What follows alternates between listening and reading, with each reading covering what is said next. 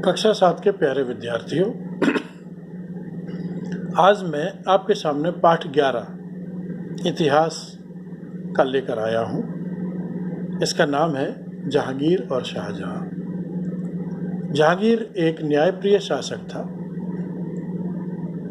और वह अपने इस उत्तरदायित्व को ईश्वर के प्रति अपना कर्तव्य मानता था।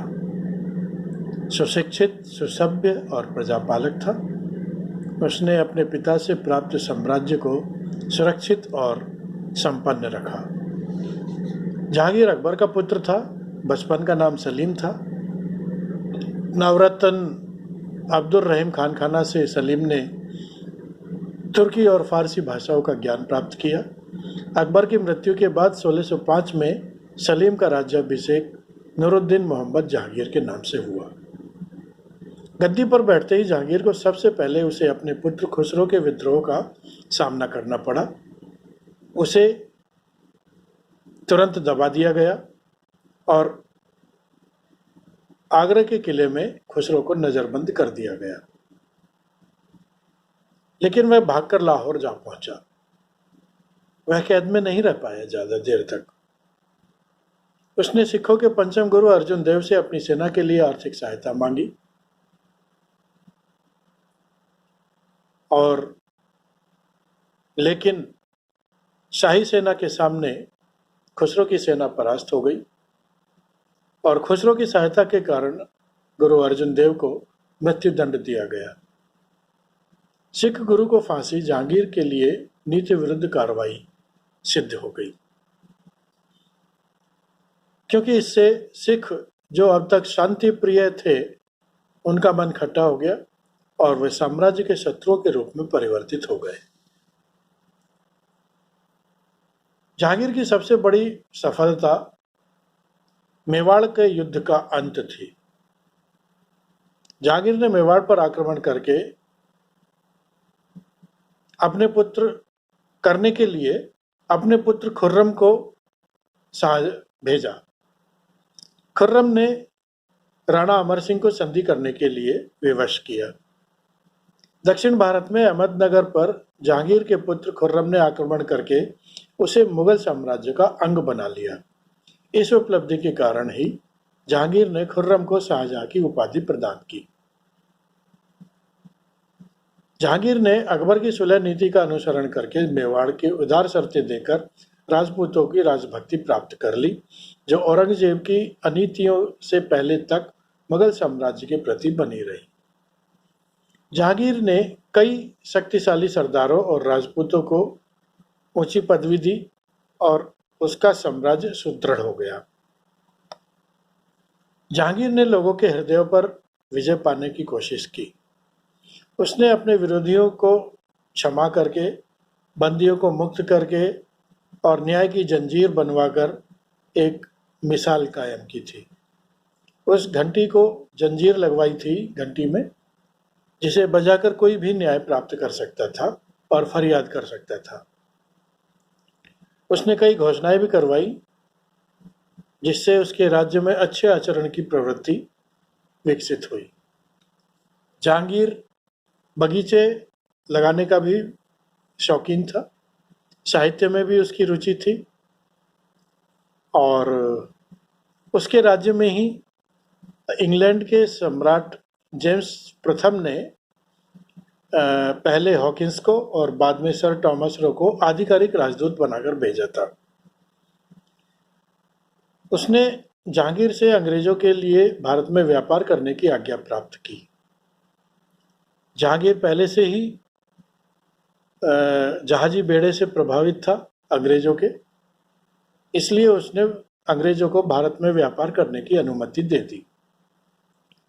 अंग्रेजों द्वारा भारत में ब्रिटिश राज्य स्थापित करने का यह पहला चरण था। उसमें सिर्फ मदिरा पान की बुरी लत थी। यहीं से उसका चरित्र का पतन होना शुरू हो गया था। उसके स्वभाव में असंगति आ गई और सन 1627 में उसकी मृत्यु हो गई।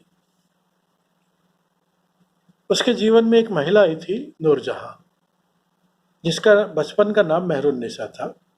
उसका पिता तेहरान का गयास बेग तेहरान का निवासी था। उसका विवाह शेर अफगन के साथ हुआ था। शेर अफगन की मृत्यु के बाद जहांगीर ने मेहरुन्निसा से विवाह कर लिया। उसकी बुद्धि और सुंदरता के कारण उसे जहांगीर द्वारा नूरजहां की उपाधि दी गई। वह योग्य महिला थी, राज्य कार्य में पूरा सहयोग करती थी, बादशाह के व्यसनों पर नियंत्रण किया था, बलवती और साहसी महिला थी। शेरों का शिकार करने साथ जाया करती थी, स्वयं मारती थी, युद्ध में भी सक्रिय योगदान देती थी। सुशिक्षित और सुसंस्कृत महिला थी। कला में उसकी विशेष रुचि थी। अब बात करते हैं शाहजहां की। उनका मुगलों का अब तक साम्राज्य विशाल हो गया था। उस साम्राज्य को व्यवस्था बनाने के लिए बराबर सजग रहना पड़ता था। इसके लिए प्राय बादशाह या सूबेदार जाया करते थे। शहजादा खुर्रम ने 1628 ईस्वी में आगर शाहजहां के नाम से आगरा के सिंहासन पर बैठा और राज्याभिषेक के सामने बुंदेलखंड का शासक जुझार सिंह उससे मिलने आगरा गया और मित्रता बनाने का अवसर पाकर उसने गोंडवाना पर चढ़ाई कर दी। इस विद्रोह को शीघ्र दबा दिया गया। दक्षिण विजय के अभियान के अंतर्गत उसने सबसे पहले मुगल सेनाओं ने 1633 में अहमदनगर पर आक्रमण किया और उसे अपने साम्राज्य में मिला लिया। शाहजहां के पुत्र औरंगजेब के नेतृत्व में बीजापुर और गोलकुंडा पर आक्रमण हुआ। बीजापुर और गोलकुंडा के सुल्तानों ने मुगलों के साथ समझौता कर लिया। बाद में शाहजहां ने पुर्तगालियों पर विजय प्राप्त की और सन 1666 में शाहजहां की मृत्यु हो गई। वह हिंदू और मुस्लिम स्थापत्य कला को साथ लेकर चला था। शाहजहां की शान शौकत का प्रमाण उसके द्वारा बनाई गई इमारतें हैं।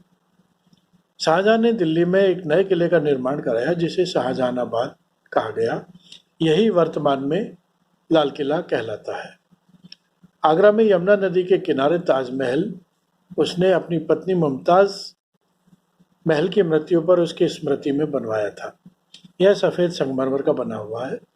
प्रेम के प्रतीक के रूप में आज भी यह पूरे विश्व में प्रसिद्ध है। ताजमहल विश्व के 7 आश्चर्यों में से एक है। आपको यह पता करना है कि बाकी के 6 आश्चर्य और कौन कौन से हैं। उसने दिल्ली के लाल किले में दीवाने आम और दीवाने खास बनवाए जो अपनी सुंदरता में बेजोड़ हैं। शाहजहां ने दिल्ली में जामा मस्जिद भी बनवाई। दीवाने खास के अंदर कीमती चांदी की छत थी जो उसने संगमरमर, सोने और बहुमूल्य पत्थरों की मिली-जुली सजावट थी। शाहजहां ने आगरा में जामा मस्जिद का निर्माण करवाया। आगरा की जामा मस्जिद को मस्जिद जहांनामा भी कहा जाता है। मयूर सिंहासन तख्ते ताउस का निर्माण भी शाहजहां ने करवाया था।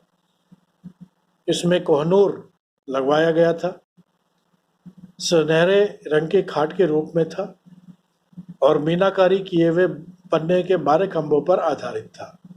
प्रत्येक स्तंभ पर रत्नों से जुड़े 2 मयूर थे और मोतियों से जुड़े हुए एक वृक्ष था। और मयूर सिंहासन को सन 1739 में नादिर शाह लूटकर ईरान ले गया।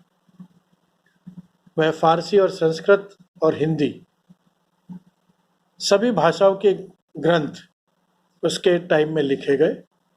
उसका पुत्र दारा शिको संस्कृत का विद्वान था। उसने उपनिषदों का संस्कृत में और संस्कृत से फारसी में अनुवाद किया।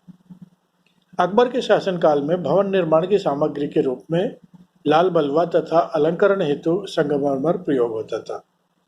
शाहजहां के समय में संगमरमर भवन निर्माण की आधार सामग्री बन गया और अलंकरण पच्चीकारी के माध्यम से होने लगा।